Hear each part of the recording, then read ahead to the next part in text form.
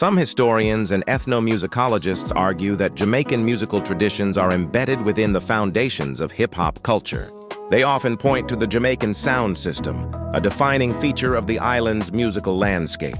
In Jamaica, DJs known as selectors performed with powerful and often homemade sound systems that were both technically advanced and physically impressive. Some systems reportedly used as many as 50 speakers, engineered to deliver deep bass frequencies that shaped the sonic identity of dancehall culture. Jamaican record producer Junior Lincoln once explained their impact.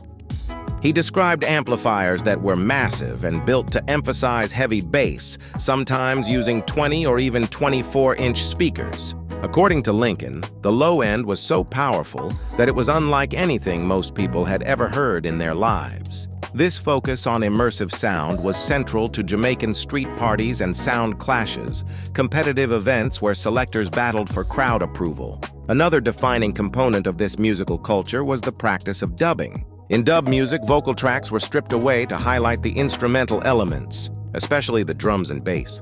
This approach created open space for toasting, a rhythmic spoken delivery performed over the beat. Scholars note that this environment strongly influenced DJ Kool Herc, a Jamaican-born figure widely credited as one of the founding pioneers of hip-hop.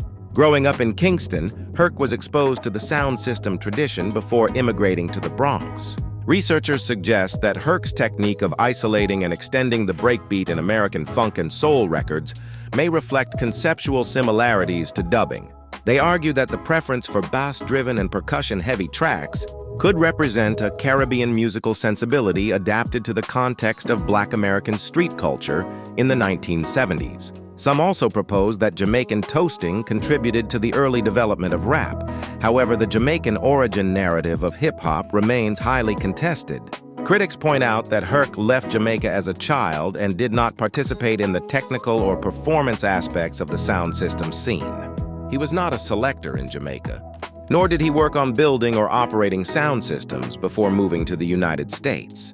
Herc himself has downplayed the influence of Jamaican culture on his work, stating in one interview, "I was not here representing Jamaica. I was just a kid." Historical evidence also shows that American mobile DJs already operated powerful sound systems in the United States long before the rise of hip-hop. Figures such as Big John Ashby and Brother QJ Simpson were active in New York City in the 1950s, organizing parties with large speaker setups. These examples challenge the claim that Herc introduced sound system culture to New York. Furthermore, there is significant documentation of rhythmic spoken word traditions in Black American culture long before Herc's innovations. Pigmeat Markham's 1968 recording. Here Comes the Judge is frequently cited as an early form of rap. Even earlier, the Jubilaires in the 1940s incorporated rhythmic verbal performance into gospel music. These practices demonstrate a distinctly African-American lineage of rhythmic speech that developed independently of Jamaican toasting. Additionally, African-American oral traditions, such as the dozens, contributed directly to the evolution of rap. These verbal exchanges were often performed in rhyme and rhythm, reinforcing the argument that rap emerged from long-standing cultural expressions already present in the United States. Kool Herc reinforced this perspective in early interviews. In a 1984 conversation with journalist Steve Hager, he dismissed the idea that Jamaican toasting influenced rap. Coke La Rock, recognized as one of the first hip-hop MCs and Herc's close collaborator, stated that he had no knowledge of Jamaican toasting at the time.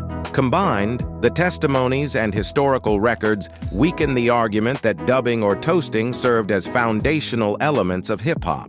It is still important to recognize that Jamaican DJs in Brooklyn, including figures such as King Charles, contributed stylistic and technical elements to local sound system practices in the late 1960s and early 1970s. Yet American sound system culture was already well established by that point, reducing the likelihood of a direct and singular Jamaican influence on its development. Scholars caution against overestimating Jamaica's role in the rise of hip-hop.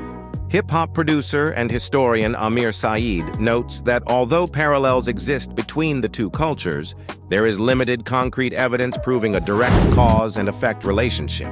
These resemblances may simply reflect broader musical and cultural convergences. This distinction matters. Similarities between cultures do not automatically imply origins.